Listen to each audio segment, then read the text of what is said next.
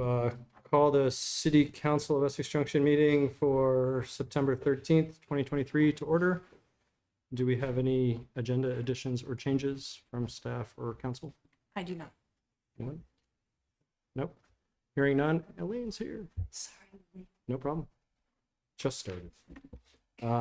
Without any agenda additions or changes, we'll move on to public to be heard.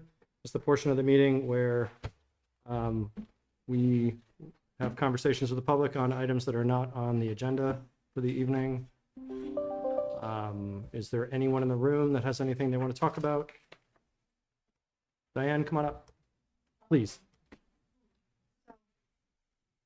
Items that aren't on the agenda. It's not on the agenda. Okay. But it does reference this Diane Clemens, and I'm speaking as myself, not any of the hats that I wear. Today on my way here, after your last discussion when I attended regarding sandwich boards, and I was wondering when the sandwich board discussion might be at the council's table, as I noticed that even the community bank had one out at their sidewalk. Okay, and I know that they're closed at the moment. And so, no, it does not meet LDC regs. But anyhow, so that was my question as to when that was coming up, because it does seem to be a suggestion and not a regulation. So. Okay. Okay. Sure. So the hope and intent is to start addressing the sandwich board signs prior to bringing back a full conversation of code enforcement with the council and just start getting those addressed. We are actively onboarding the new city planner, so still have some few things to work out and some priorities in the way, but we are intending to address those. I don't have an exact point in time, but that's the hope. Okay. So just my curiosity, I'd like to attend while that discussion was happening, so I wanted to see if I could put it on my schedule.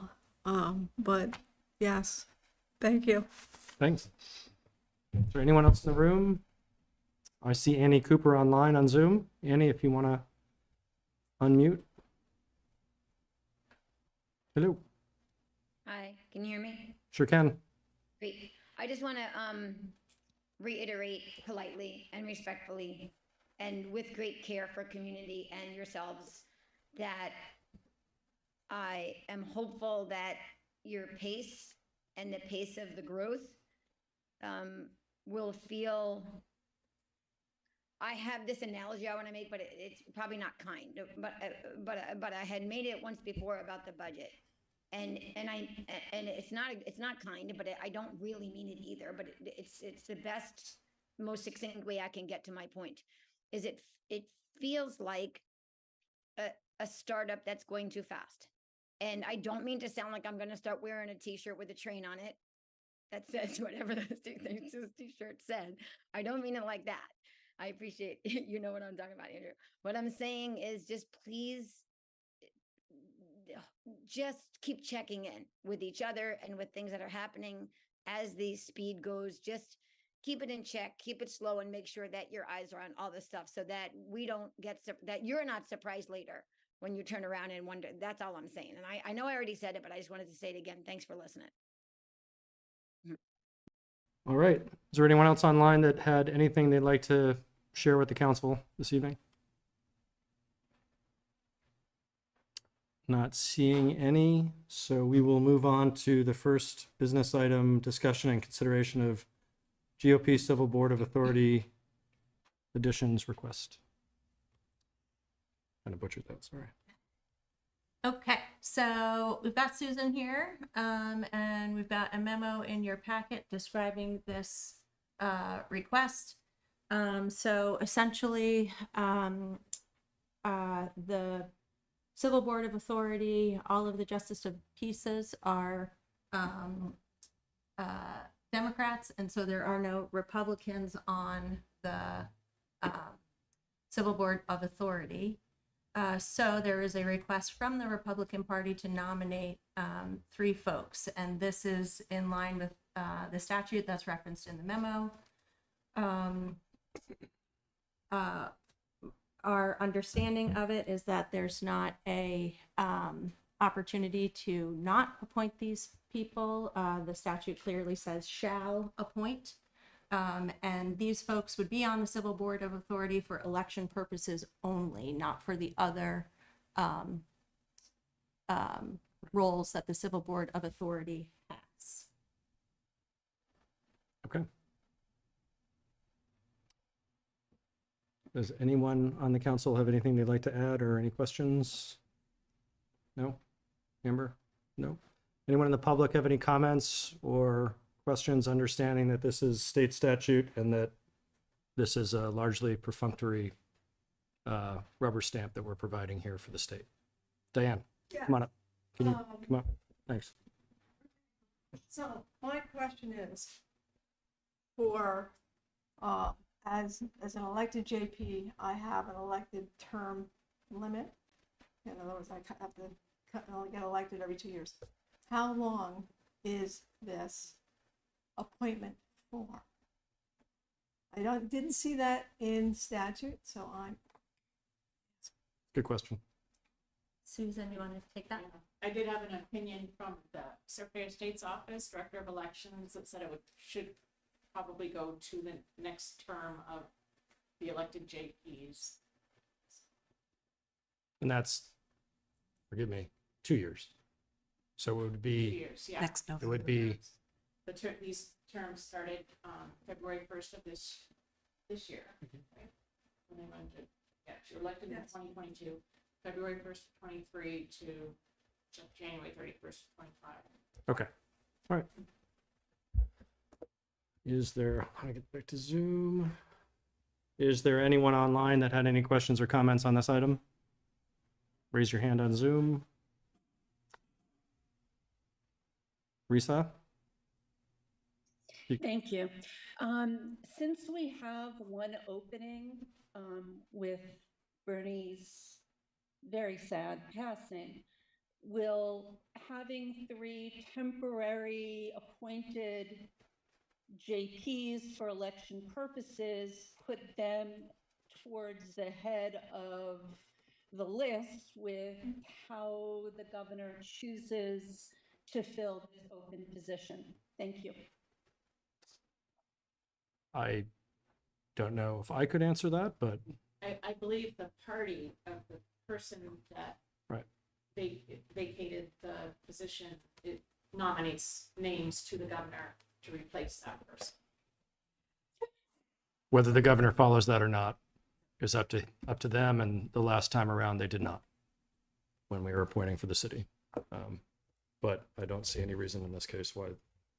I think Risa also with the numbers, I'm not sure would have that big an impact. The way the Board of Civil Authority is populated right now. Thank you. Sure. Any other questions? And Risa, can you say your last name for the clerk, for the person doing the minutes, please? Meren, M-E-H-R-E-N. Thank you. Anyone else? I don't see anyone else. So if the board has no other questions, if someone would like to make a motion, it should be in the packet. I'll move the city council appoint Deborah Bilodeau, Catherine M. Stebbins, and George Finley as members of the Board of Civil Authority for election matters according to the provisions of 17 VSA Section 2143. Second. Great. Lane made the motion. Marcus seconded. Any questions, comments? Do we want to specify or need to specify about a term limit? So that way this isn't a perpetual appointment? I'd accept that friendly amendment.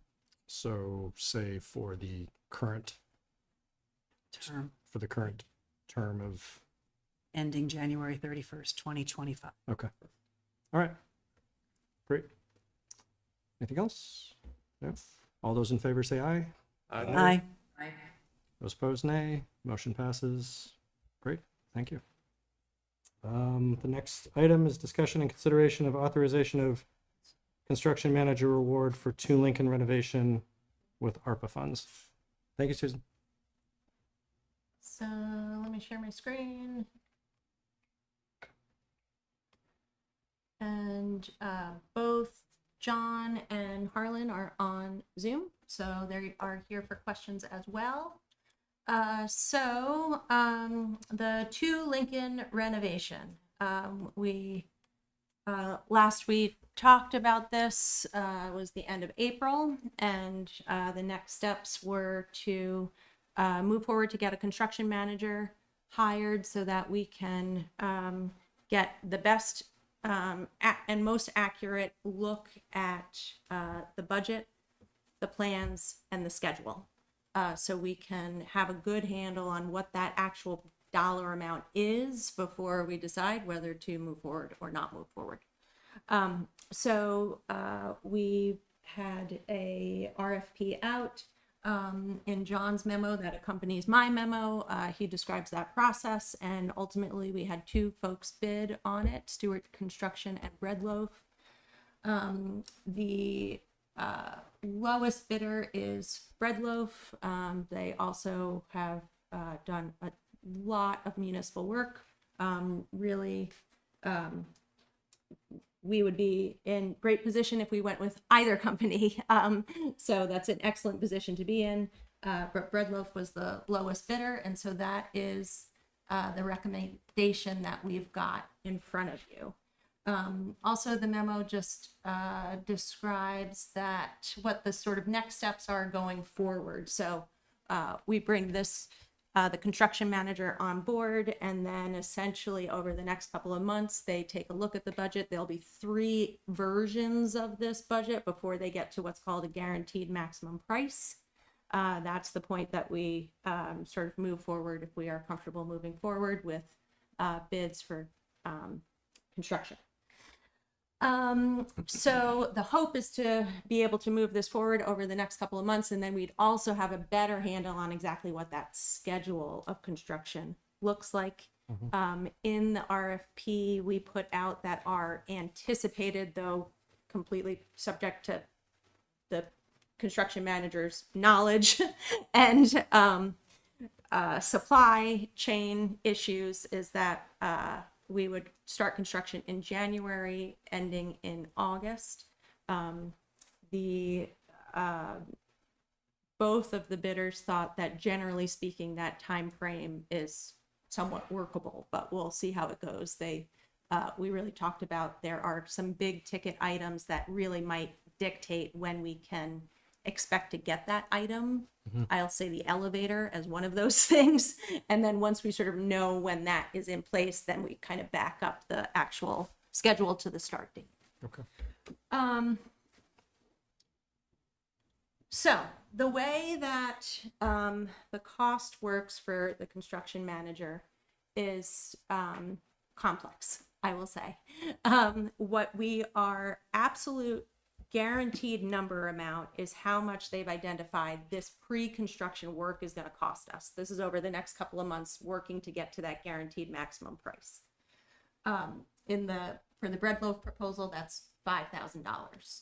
The other 3 items that you see here, the general conditions, the construction phase, and the cost of the bond that they'll have to get, really depends on what that actual construction dollar amount ends up being, and how long of a schedule the construction work actually takes. The recommendation in front of you folks is to move forward with Breadloaf and assign, so we're using ARPA funds here, and as a reminder, the ARPA funds need to be assigned by December 2024, used by December 2026. So we're suggesting that we assign the 43,729. Yeah, 43,729 at this time, knowing that might change. The $5,000 will be solid, but that might change, but it at least allows us to put it in the boat of, generally speaking, this is already spent. We're not going to shift it and put it someplace else, just so we don't lose track of it. But the assignment is not a solid thing that happens. We can return back to that and make sure that it's the right number moving forward. Does all of that make sense?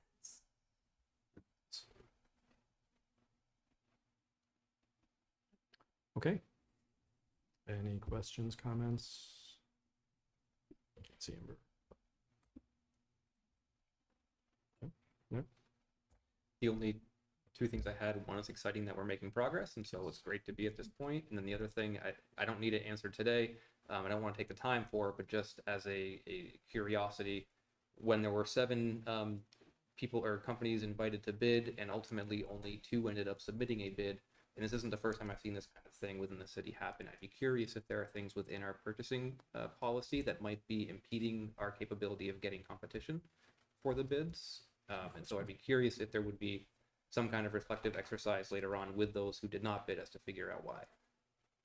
Excellent question.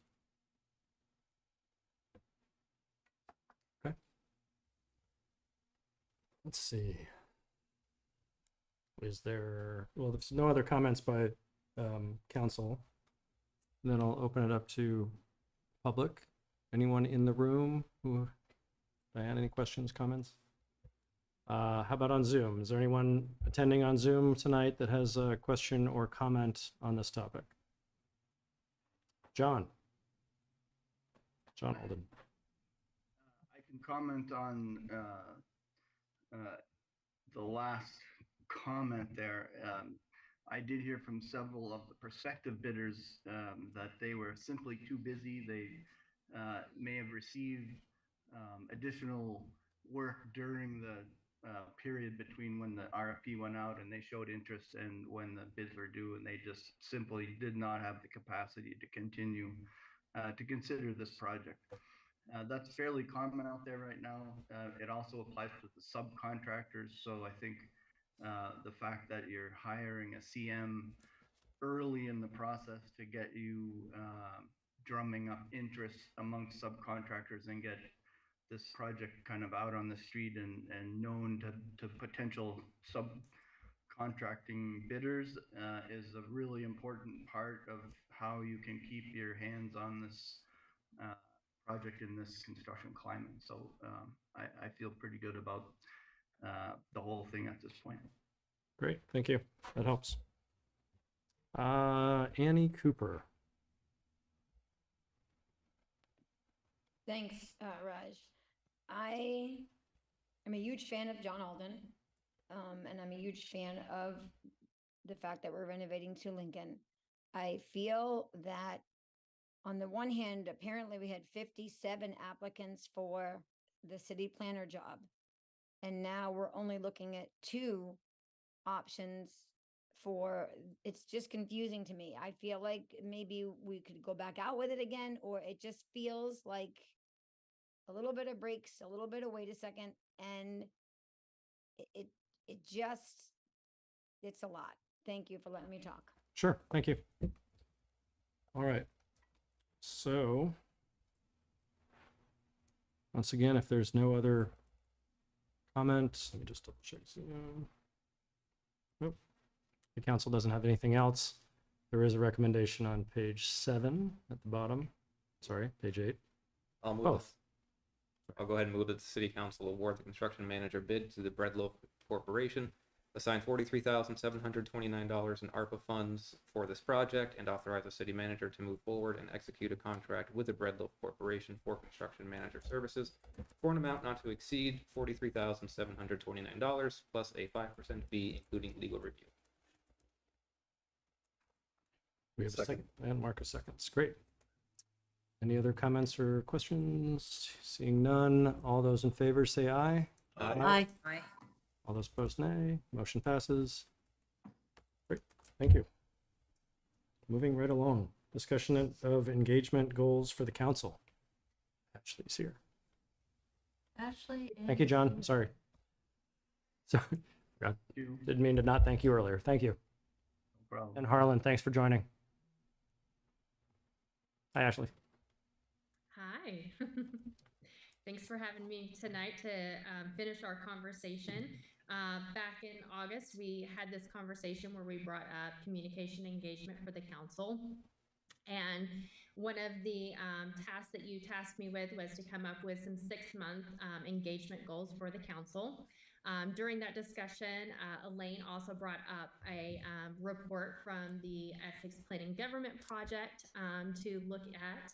And so that was something that I reviewed over the process or over the month that I took to develop these goals and move forward with this process. So I'm going to start tonight kind of with that report.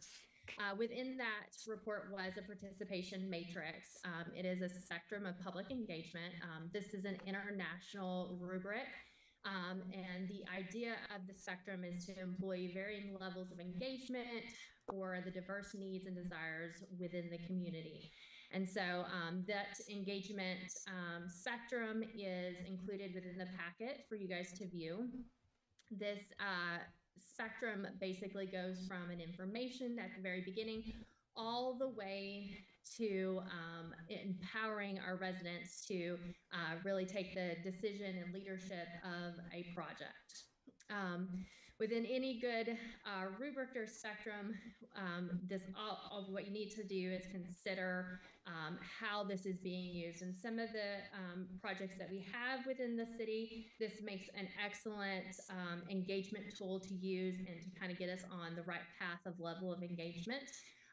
But within anything, we need to make sure that we're asking ourselves, obviously, a few questions in regard to how much depth of input we are requiring of a project, who is the most relevant audience members that we want to include within the project, how we ensure and encourage representation within the project, and then how much effort we're asking our participants to engage within the process. So obviously this is something that I think would be a good tool for the staff to adopt and use on some of our bigger projects and where this makes sense.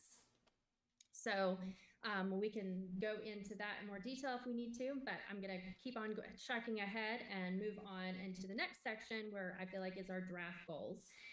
And when developing the draft goals, this could have gone very large, where we really tried to tackle everything, or I felt that we had two great opportunities to kind of test these goals or test our engagement strategies on, and that is our strategic planning process and our budget process. I feel like these are two already kind of projects that we have going on in the next 6 months, and having the council to have engagement goals that support and encourage more feedback and communication on these two different topics, I thought was a natural choice for us to move forward in the next 6 months. Now, that's being said, that's the next 6 months, and our plan was, once we have the strategic planning process done, that we will have that action plan, and that action elements will be something that the council will take forward and the staff will take on and move forward with that, and it'll be our way to develop our budget and other priorities that we have moving forward. So I have those draft goals within the packet for you guys to review today. I have and some draft strategies as well with those. And then once we really get moving on this, I would develop some more tactics to help achieve those goals, and ultimately some evaluation methods to support these goals to see if we are actually achieving the goals, because within any goal that we create, we want them to be smart. And we want them to be measurable and to know that we have achieved those goals instead of something that we're just constantly doing and we don't know where we're at. So tonight, it's a lot of information that I've tried to put in a nutshell. Tonight, I'm asking the council to look at the spectrum of participation and to either agree to move forward with it, and to see if the council had any concerns with the staff adopting this for certain projects and moving forward with that. And then my second ask today is to review the draft goals and to see if you have any concerns with this direction, and then to move forward with that process. Great.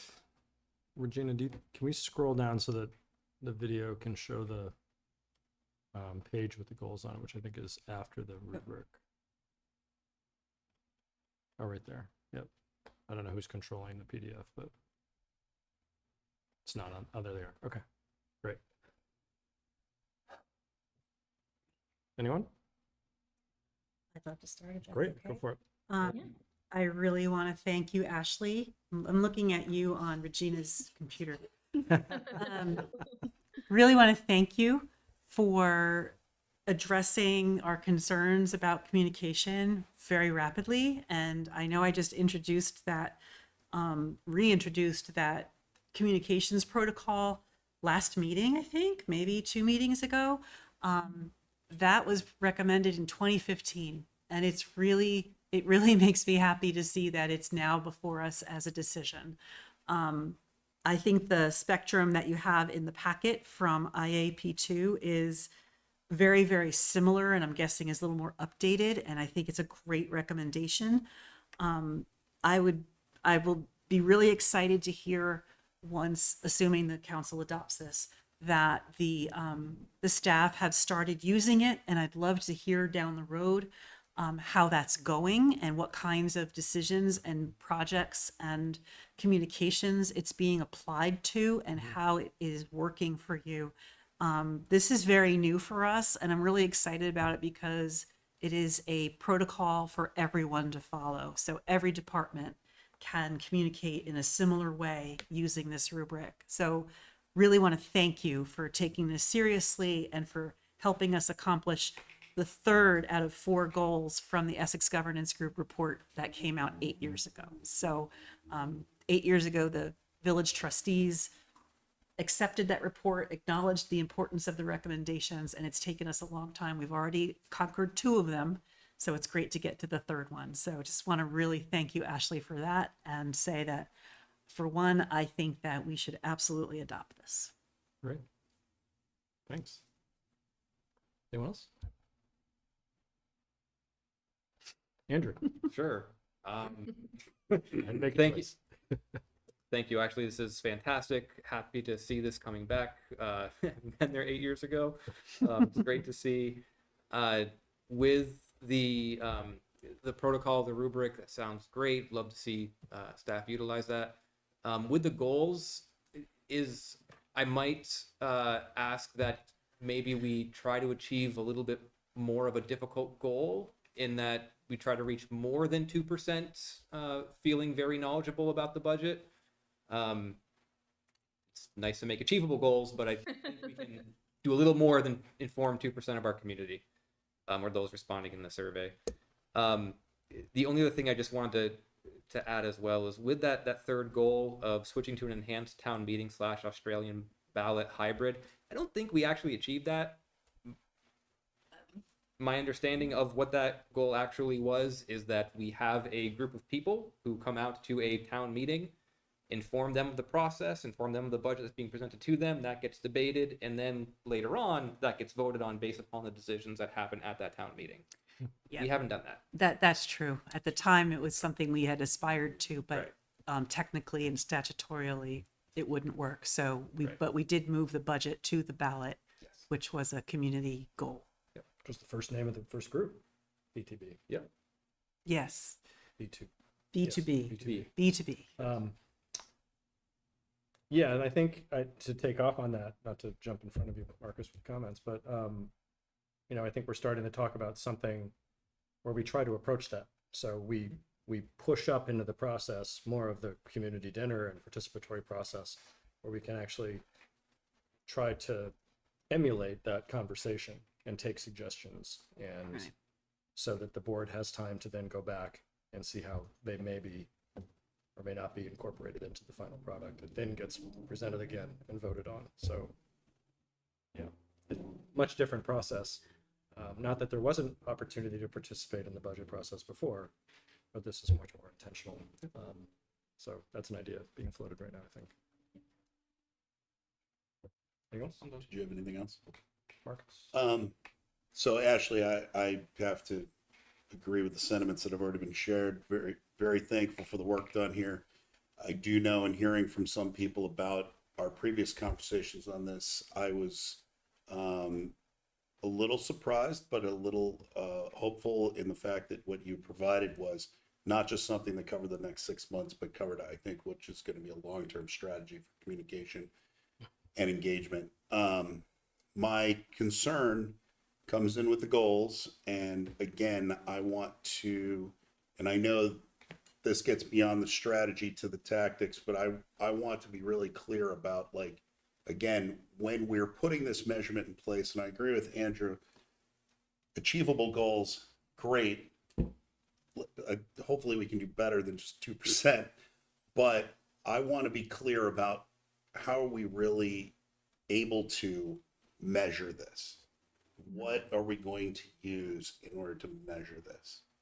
Because my fear is we could survey a group that will be completely disconnected and won't reflect truly the community at large.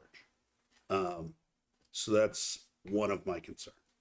The other is, in looking through this, it doesn't really also acknowledge communicating or making sure that we're communicating to those underserved populations or portions of our community. We have acknowledged in previous conversations on previous issues, talking to a variety of different stakeholders in this community, owners, renters, economic status, all those levels, all those things, making sure that we're doing that. I'm not seeing that necessarily in the strategy specifically. So that is something I would like to see somehow incorporated to what we're doing. And then lastly, again, just acknowledging, I'd love to see some of the tactics that are then going to go into play. And I'm sure we have to approve this first before we can get to those tactics. But I also want to acknowledge too that while I'm really appreciative of the long-term aspects of this strategy, I think in the short term, we as a council, we as a city need to make sure that we're engaging the community now and in the near term. Because if we do this and then the next step is to look at tactics and then approve that, like, where are we going to get to when we finally have this kind of finalized to move forward? Between now and that point, I want to make sure that the city, the residents of this city, community here, feel like they're accessible, engaged. Like, what are we doing in the very near term? So those are the things that I kind of felt a little disconnect with. But I do, again, I agree. I think the rubric is great. I think we should adopt that. And I think, generally speaking, the goals and the strategies here also are admirable. So I will support this, but I'd like to see some enhancement here. Yeah, and I'm happy to address some of those concerns that you guys have tonight. Obviously, with the 2% of the in the goal, that making it a measurable goal was a little difficult for me because we do not have a baseline. And so instead of having something that was 2% of our population or 2% of our 5 or 10 or whatever, we don't have those that baseline to really say we're moving on to a no goal. So I was keeping that low for that, for those purposes, just because we don't have a baseline. But I'm happy to be more aggressive with that in our goal if we definitely want to move forward with that. In regards to the immediance of this is that we have these 2 projects coming forward, and the strategic planning process is kicking off this month, actually. So I've had a great first meeting talking about the project with Future IQ, and we'll be starting interviews with Future IQ actually on Friday.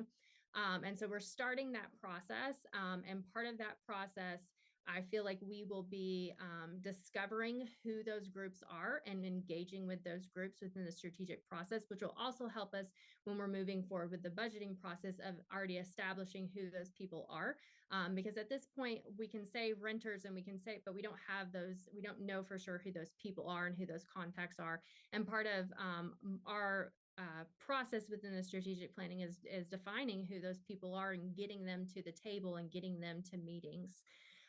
And so I am hopeful that with the strategic planning, and I know that we keep talking about the strategic plan and the strategic plan, but a lot of the stuff that you guys are wanting to already do, we are going to be doing within the strategic plan. And so you guys are going to be within your engagement strategies, you are going to be enhancing the strategic plan and giving us opportunities to have more feedback that we might not necessarily be able to do or future IQ might not be able to do on their own. They are contracted for, think tanks and surveys and workshops and having those outreach efforts, but you guys will be able to have, my goal is to have strategic conversations that are enhancing what we're already doing with a strategic plan. So if we're asking the participants a question on the survey, we're also asking that in those engagement opportunities that the council is doing within the community.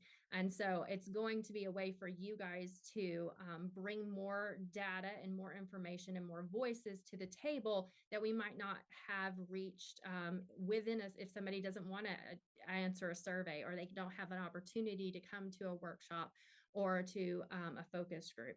So I'm hopeful that these extra strategies and goals that that we're going to be doing in the next 6 months will give us kind of a test base as well, so that when we have that strategic plan in place, we have those long-term strategies already kind of working, and we've got a little bit of those kinks worked out as well.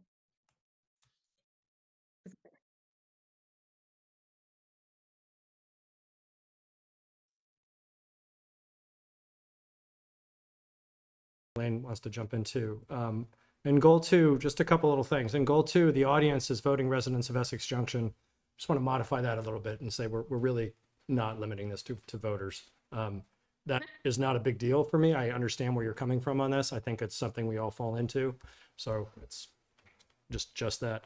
But the next thing is a little bit more nuanced and sounds a little silly when we're talking about our work to go out and reach residents and constituents. But this kind of came up in the last budget season, and I just want to make sure that anything we're putting together for,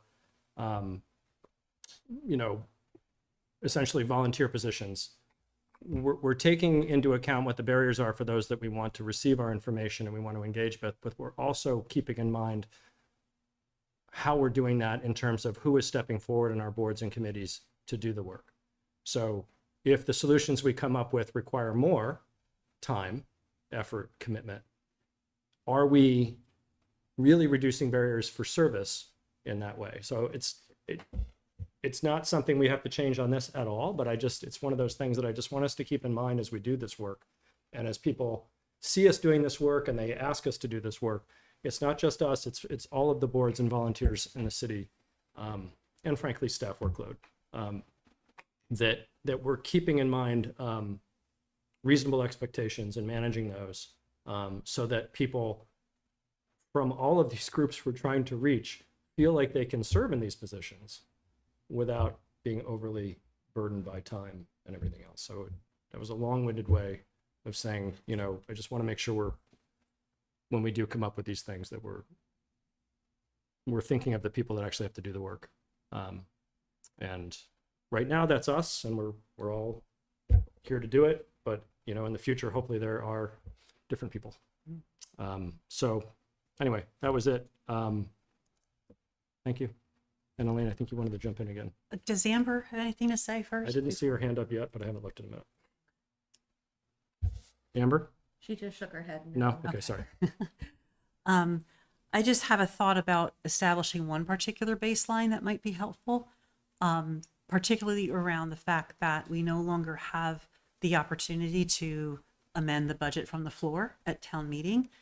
We generally had a certain number of people that attended every meeting, every village meeting, and those were the folks that would vote on the budget and make amendments. So perhaps if we looked at attendance at village meetings before we separated and before we went to Australian ballot to get an average number of attendees, then that might be a goal to make sure that at least that number of people attends our budget hearings during the budget process, because we've had to replace the floor with budget hearings, and people are less likely to come to budget hearings in various times over the course of the holidays and early January, February, than they were to come the day of village meetings. So perhaps that number might be a good baseline to start at, in terms of we need to reach at least this many people through budget hearings and go from there. Yeah. Okay.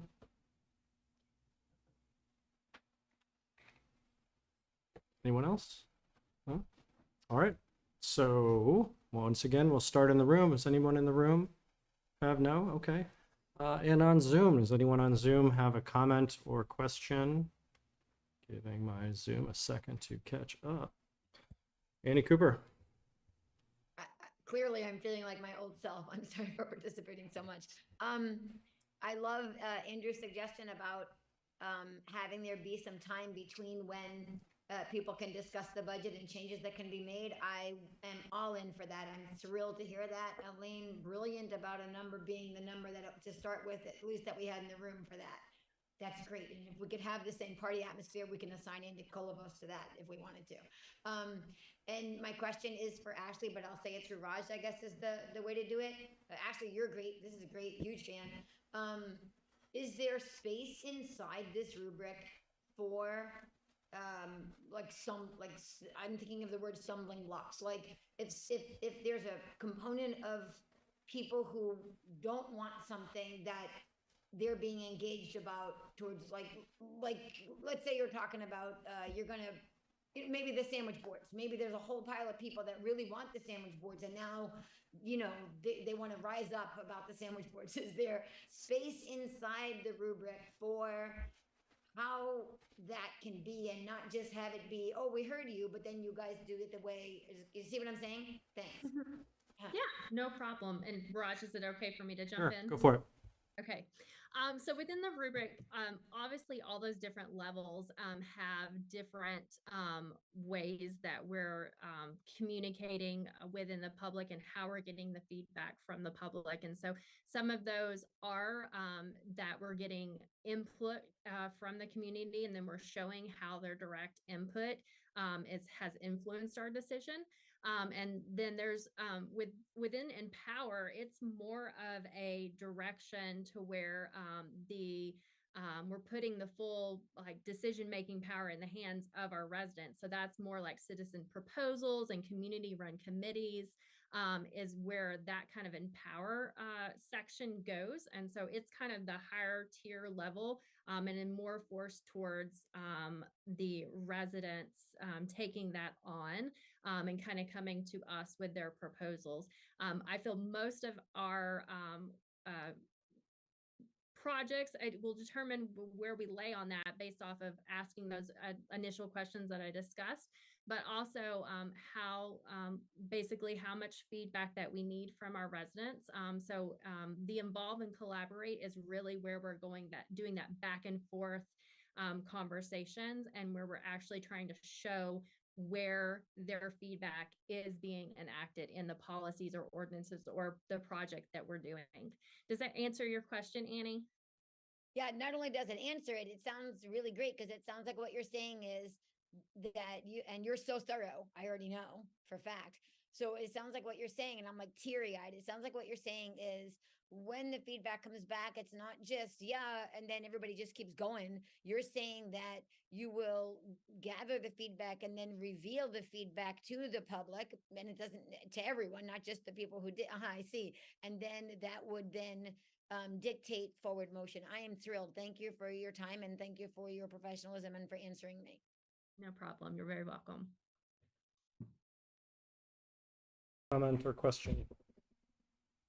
A few more seconds. I don't see anyone, so we will move on. Anything else from the council? Do we need to do an action item for this? I believe there is. So there isn't a formal action item on this. Shoot, I moved. That's true, there's not. Because the concept here was just to get some overall feedback. I suppose the council could approve the spectrum of public participation if you would like to, but I don't know that there's a need for you to do that. And then the goals really are, what we're trying to explain here is we're going to use the next two big things we're working on, strategic planning and the budget, to sort of think through how we do all of this stuff better. How do we track it better? How do we know what the metrics are, and so that we can hit those metrics? So we're not asking for any formal approval of where we're at right now. We're just sort of checking in to say this is general thinking on where we're moving forward. I do think ultimately engagement, I'll say improved engagement, will be something that is likely to rise up in the strategic planning process. And I think there will be more work around what that looks like when we kind of get to that point. Great. If that makes sense. It does. And I really appreciate how this is sort of being brought in at various levels of everything that's done. You know, it's being intentionally considered, and now it will be intentionally considered in areas where it may have been talked about before, but it will be brought up. So I think that's great. All right. And I just, sorry, to add one more point to that. CCRPC uses this spectrum of participation. Many people do because it's sort of the standard. And I will say it requires a learning process and really thinking it through and trying to figure out how and when you put it into motion, because a lot of the things that we do are in that first column. It's really the real shifts in policy change and things that we're talking about that kind of land over on the right side of the column. So just putting that up. Oh, that's good. All right. Thank you very much, Ashley. Thank you. Thanks for joining us. All right.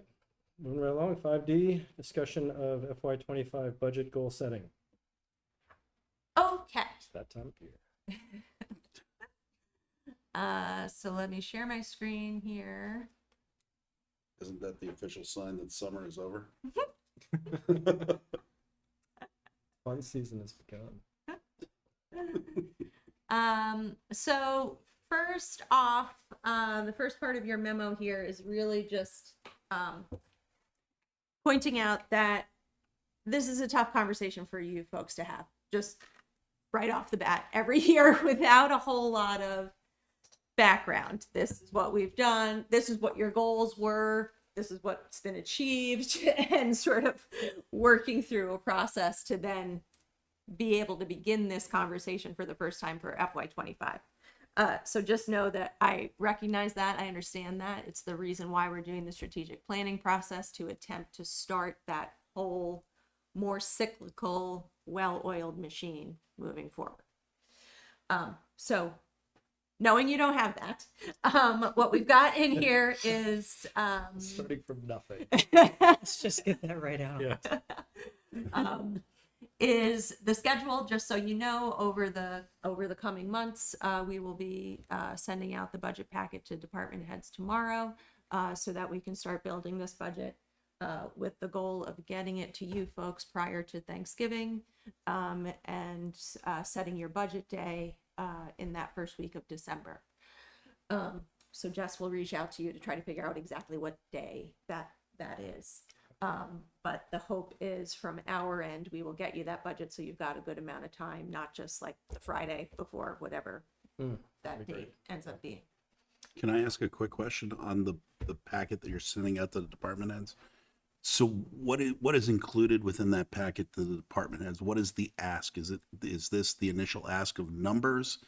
Or are you asking for their strategic plan for the upcoming year? What is that ask? So the ask to the department heads is essentially they are given their line item budget and asked to fill it in and identify in the notes column what needs they have.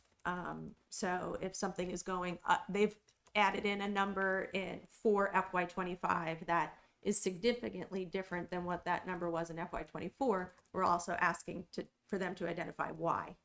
And what the purpose is. And they submit that to us. Jess and I, we take a look at that, compile it, and then we meet with the department heads individually. And so we are, it's probably in the weeds, but we are not asking the department heads to adjust the salary line individually, because comes from a whole other place, and it's more systematic than that. But we would be having conversations with the department heads about whether there is staffing shift that they need in some way, shape, or form. If something's not working for them because they don't have enough staff, or they are trying to think about something differently in terms of what staff they have and reshifting that to something different. So those conversations would happen in those meetings. And then we try to get this to a complete and solid package for you folks. And so you're aware when we get this over to you, what's different from this current fiscal year and why. Thank you.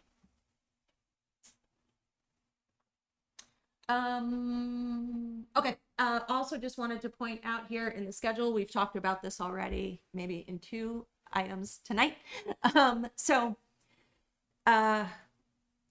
Via COVID and Australian ballot, we don't have that gathering of people coming together and having a community dinner. So our thinking is this year going forward, it probably makes sense to attempt to have that community dinner and bringing people together in February.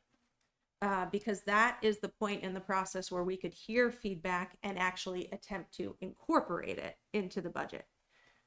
Our statutory deadlines that work backwards from the actual voting day give very little actual real input into the process in order for us to have kind of some of that actual more real input. So that's what we're suggesting.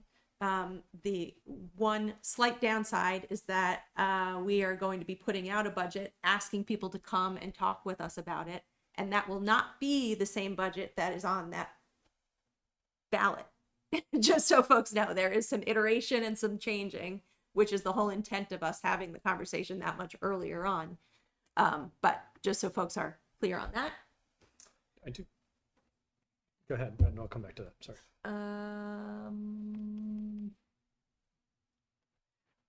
Also, want to point out that we have an association that essentially is works much like a union, but does not have union backing behind it. So that contract is, we are in FY24 is the last year of the existing contract.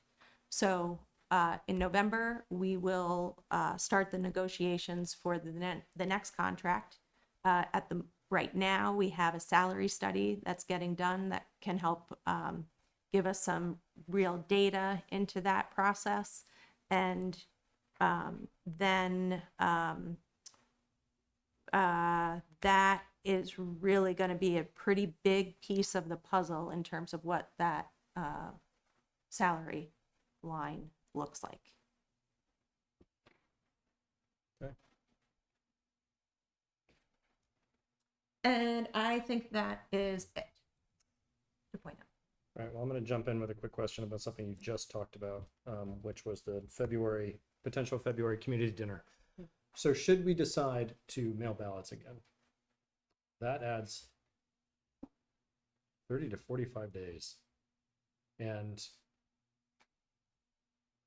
so I haven't had a chance. I keep meaning to try to timeline this out with a pen and paper.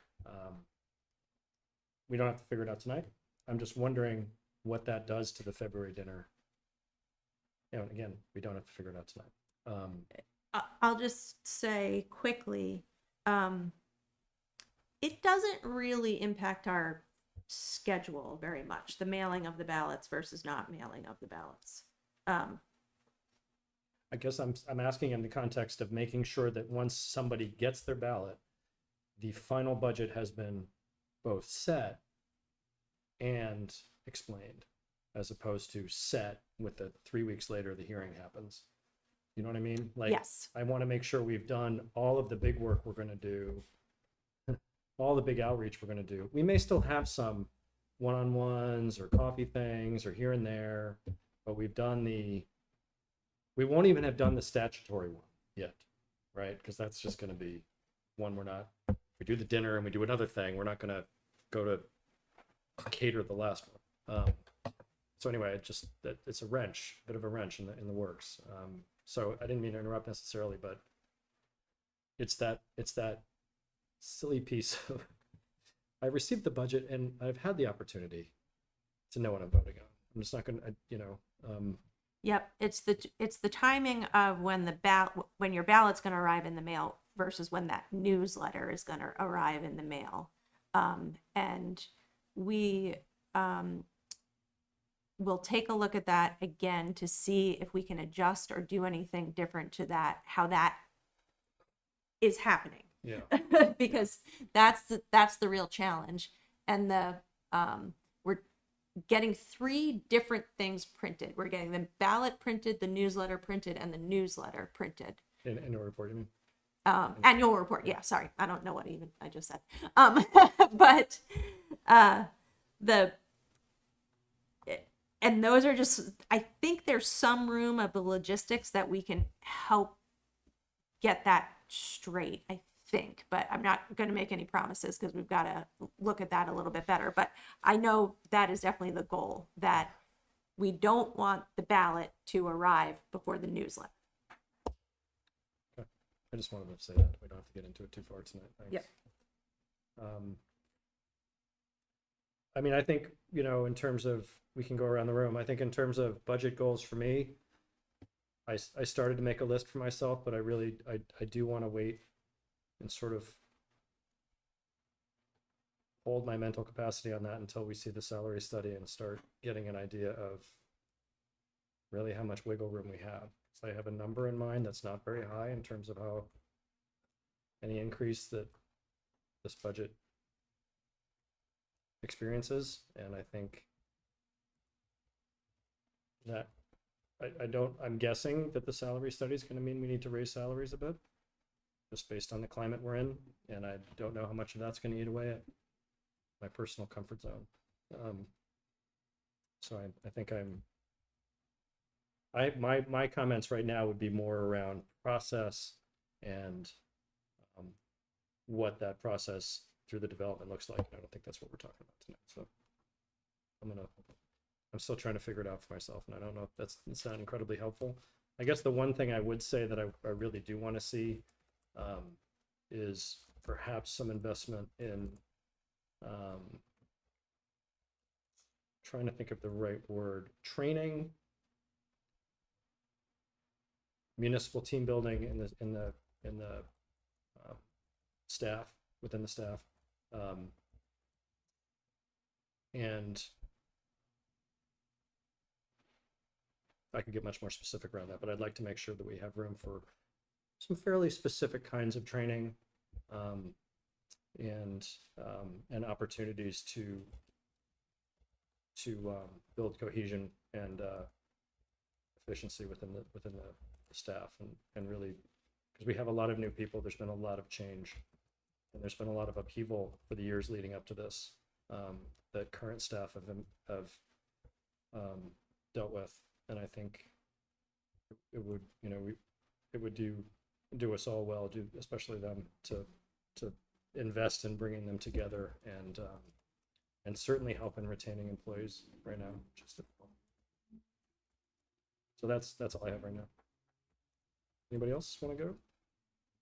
Any other thoughts? No, go right. You made me do this last time. I know. Really? Marcus, you're up. All right, I'm up. I kind of felt the same way that you did, Raj, in the fact that I started to write a list, and I think I get too much into the minutia of it all. I really kind of feel like at the moment, very high level, and I've had these conversations before. I think what I would like to feel like coming out of conversations around the budget is the fact that we are being more proactive.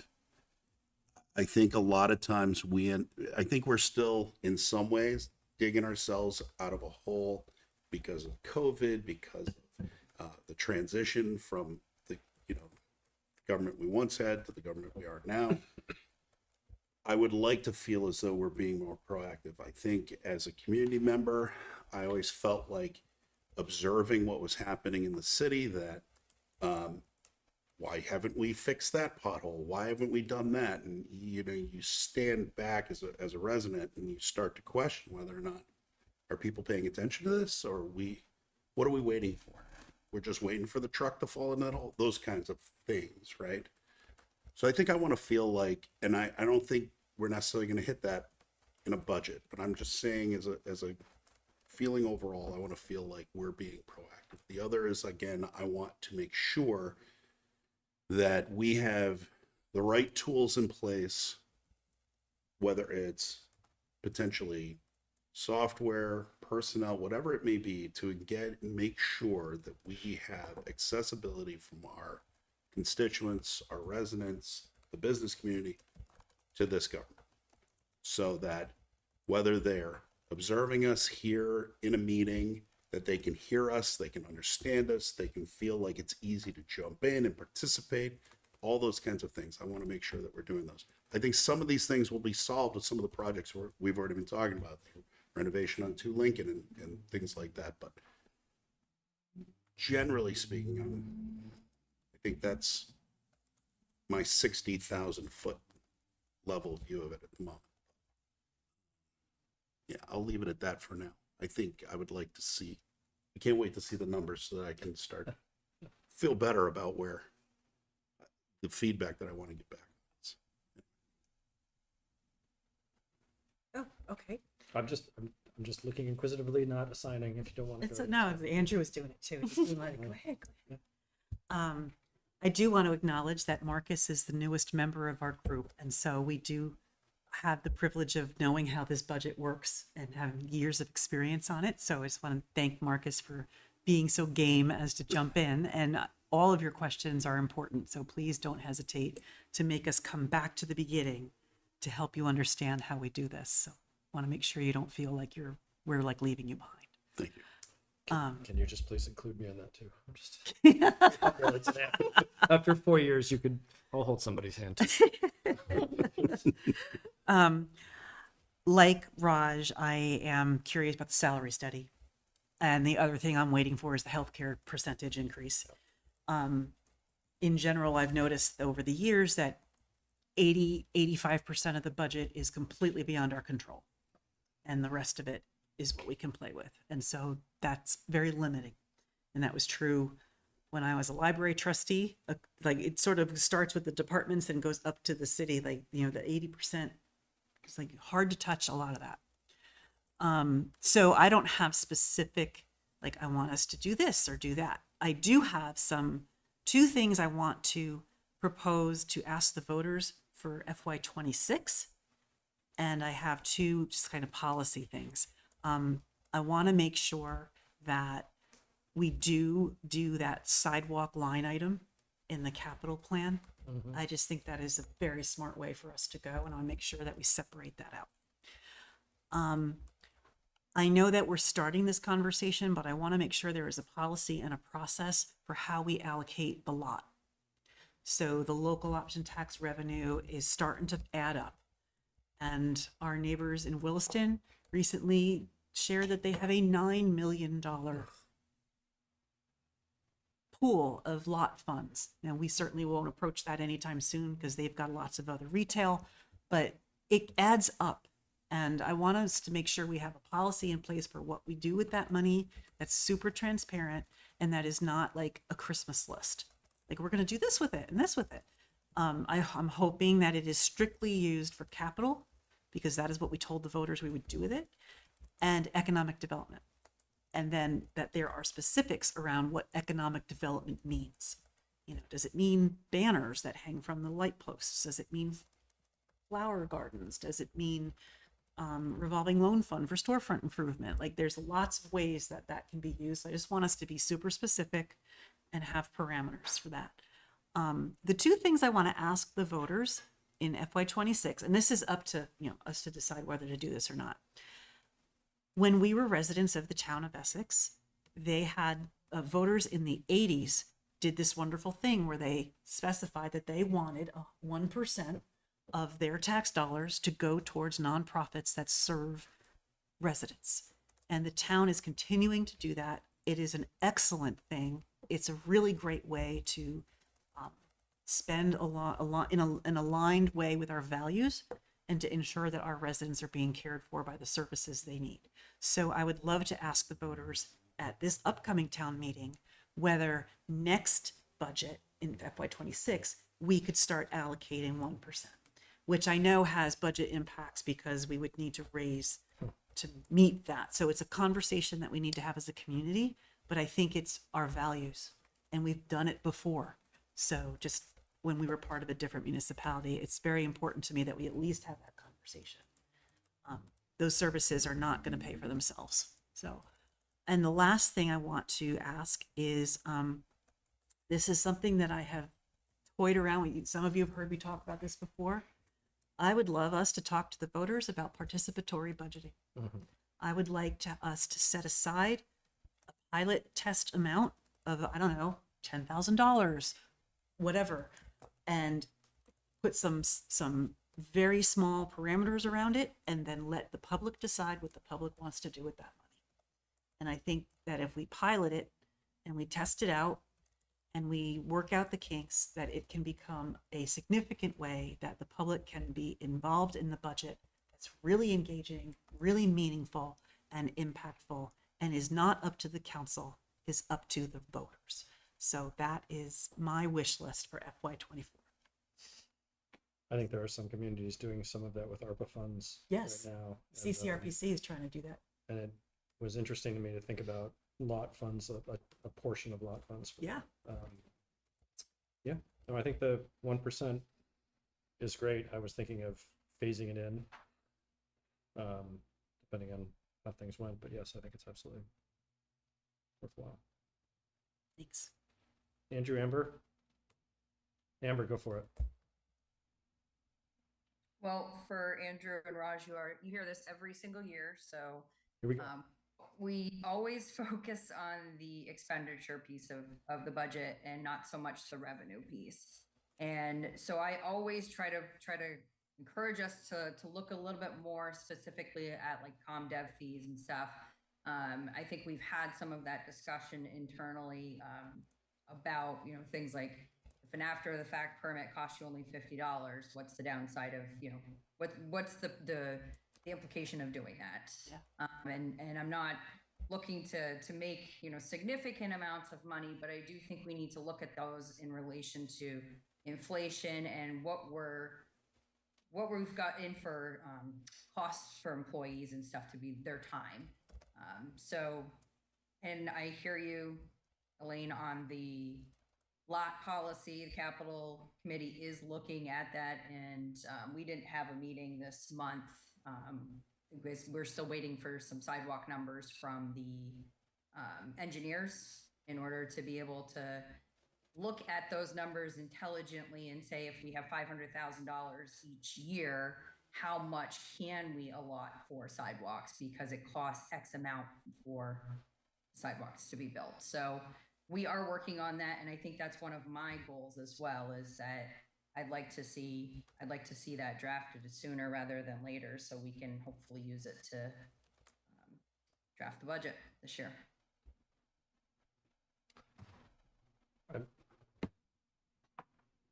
Andrew, go for it. I'll save my comment. I'm thrilled, first off, to see the proposed February dinner conversation. Regina, I know you and I and Ashley agonized over that last year, so thrilled to see that's coming.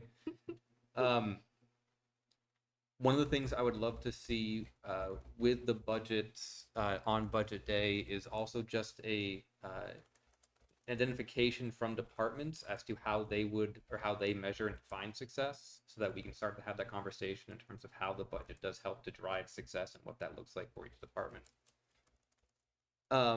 Is this the year when the penny on the tax needs to be re-voted? Yes. So then that conversation as to whether to continue that or not. Overwhelmingly, the only things that I have are, I think, more of that strategic conversation, things for the strategic planning around. I'd love to see the process broadly just be different, but that's another time.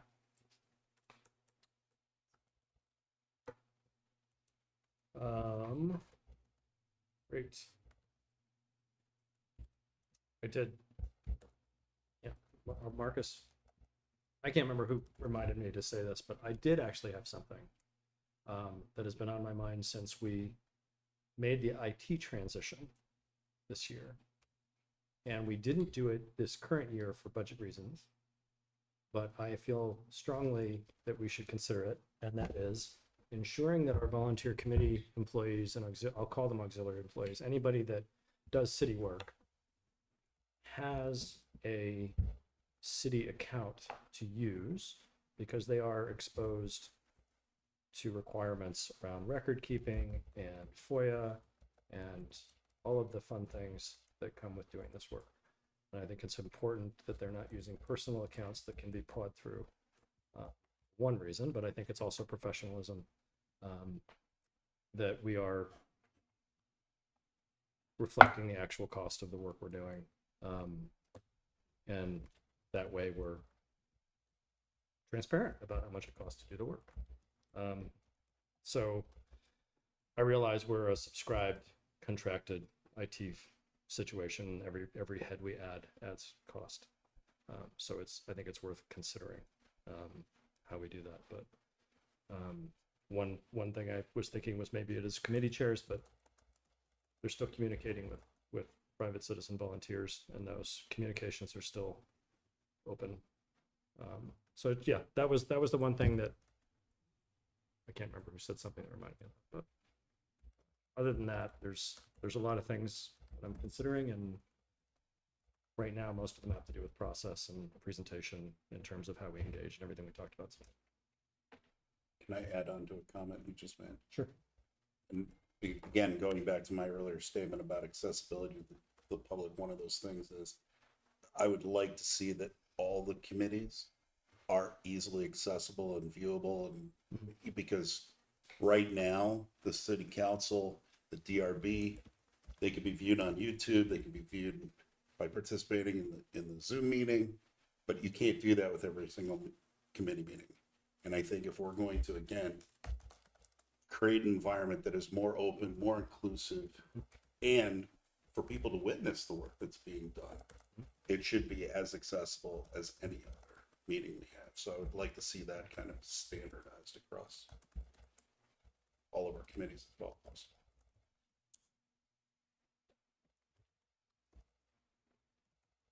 Is there anything else?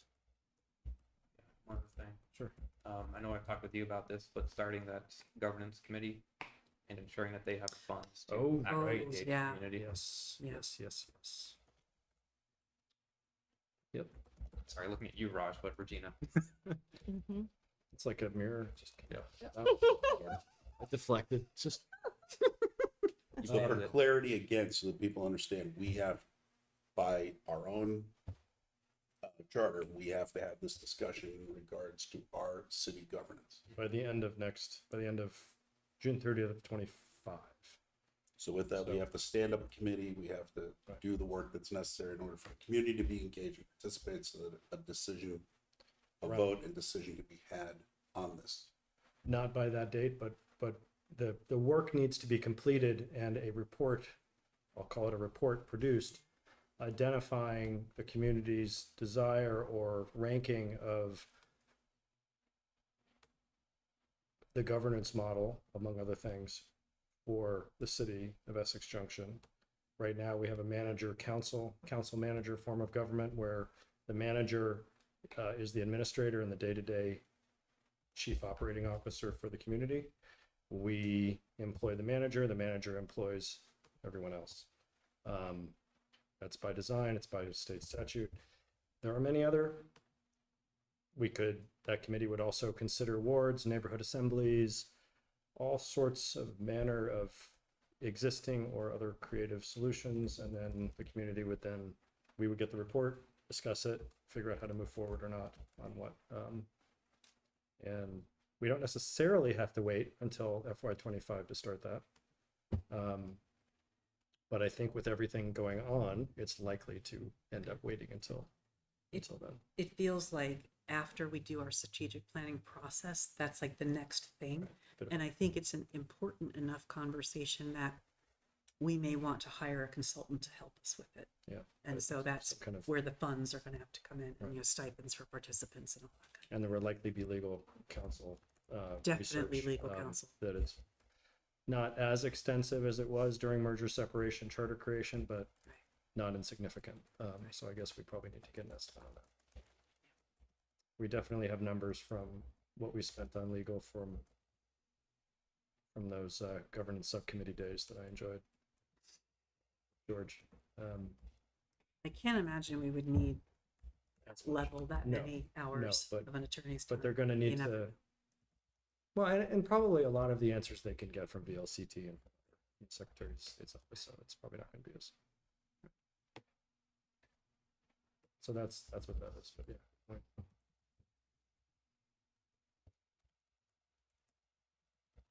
All right, Virginia, is there anything else you're looking for?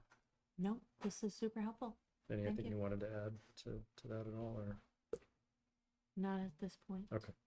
Thank you. Sure. All right, Diane, I'm looking at you again. Starting with in the room tonight. Nothing? Okay. Just to change it up, Risa Marin on Zoom. Did you have some comments or questions? Thank you, I do. If you could think back to the beginning of this conversation, when it was about mailing the newsletter and the budget and the ballots and everything else, I still live in an area of Essex Junction where we're barely getting mail.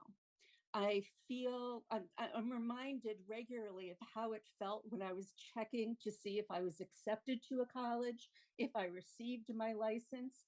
And when there's actually mail there once every 2 weeks, I jump up and down. So please, I know we can't predict what will be happening with the mail, however many months from now, but if you can try and schedule that in, that, we may never get it. And I strongly believe in mailing the ballots, no question about that. But it's a little scary right now with mail. Thank you. Any? Thanks.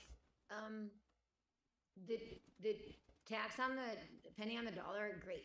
The other two things Eileen is suggesting are basically asking residents to pay a higher tax, and then whatever that money's going to be, maybe not higher, but whatever that money's going to be, and then pool it and hand it over to a certain group of residents who can then choose how to grow the city forward without voting on it. And I think that that's really, I get the energy behind the wide-eyed innocence of the joyfulness of it, but we already had the weirdest situation where Heart and Soul was registered as its own nonprofit at the rec department and had John Alden and Brad Luck on the bank account. Like, that's bizarre.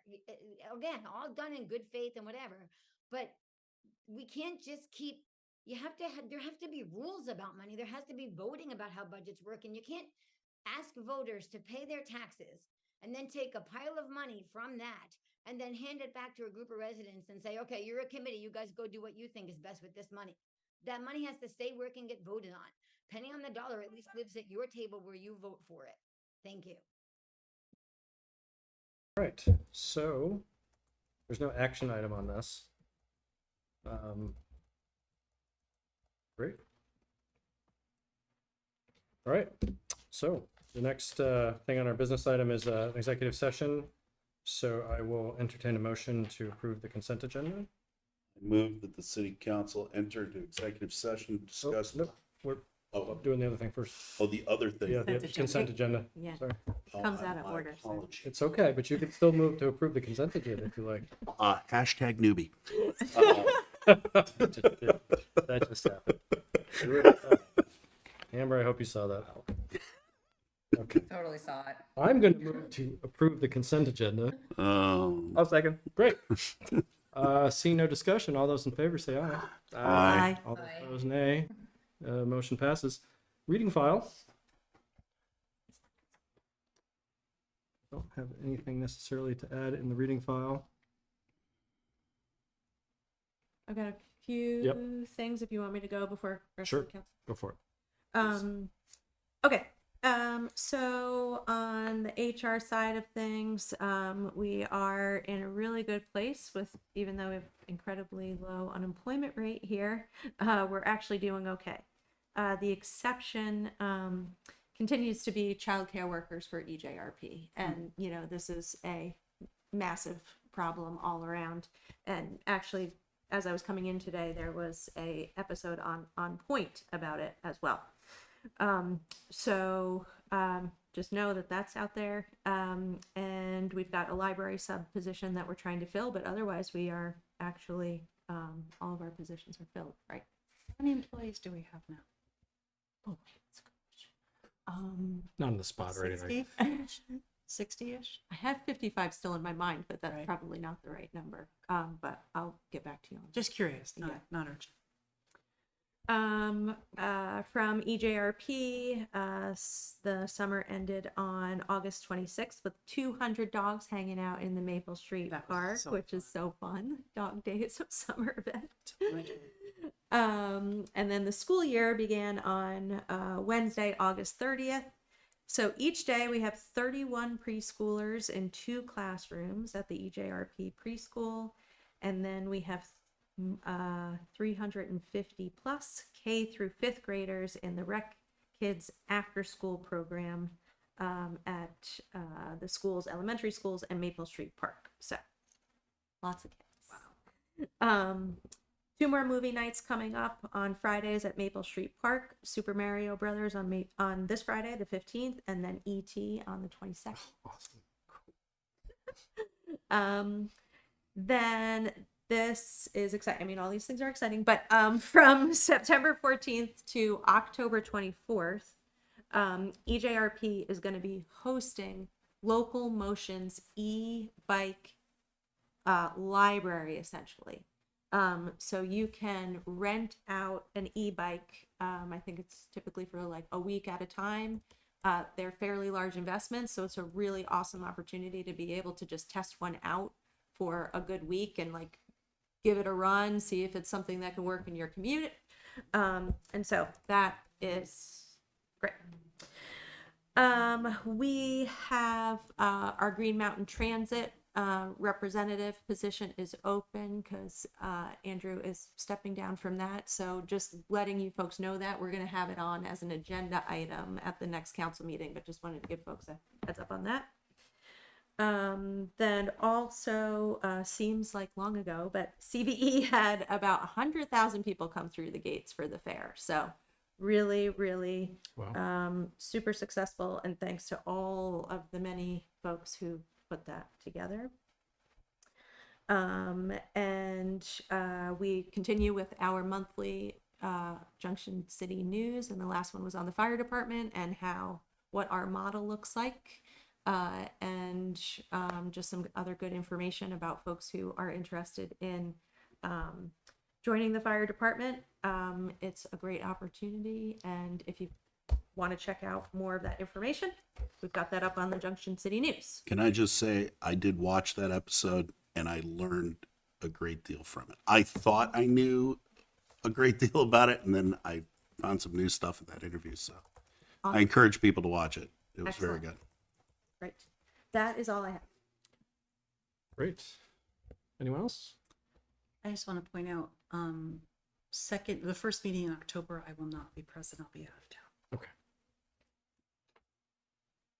Schedule some fun stuff. Oh, could we get the date pulled for budget day, like sooner rather than later? Yes. That'd be really helpful. And we're going to do a whole day, huh? Yeah. Okay. It works. All right. It does. I know. Okay. Anybody? Yeah. So this is usually the time of year where people are wondering about who's running, who's not running, what are the open seats going to be. After 11 years of being on the trustees and council, life changes are happening personally, and I'm not going to have the time to continue to do this. And I want to make sure that for those in the community who are considering doing it, you don't have to worry or wait, I should say, until 2 months before the petition is due about whether or not there's going to be an incumbent running. So I am not going to be seeking re-election for this upcoming term. I'll save more to say later. It's been a blast. It's been a whole host of fun, and I will miss this come 2024. I'm very sorry to hear that. Very happy though for what you've got coming up and what you're doing now. And we'll save all the massive appreciations for later on. But yeah, thank you for everything, and thank you for helping me through this. And being one of those to introduce me to all of this fun and games. Yeah. And it's gonna be different. Anybody need a tissue? Gotta get there. Got a tissue. Yeah, we can't make a big deal about it. No, it's good. No, No. that's later. Okay. That's later. I will say thank you. And Great. yeah. All right. Gotta make my deadline. Yeah, you do. Do you have that executive session memo? Motion? You know what I don't, no, You lost it? no, I haven't. All right. I move that the city council enter into executive session to discuss a personal evaluation pursuant to 1 VSA 313A3 to include the city council. Second? Great. Motion second. Without any discussion, all those in favor say aye. Aye. Aye. Those opposed, no. Motion passes. We will not be coming back. There are no decisions being made. So we will record the time of adjournment and I'll email you. I got the sheet. You got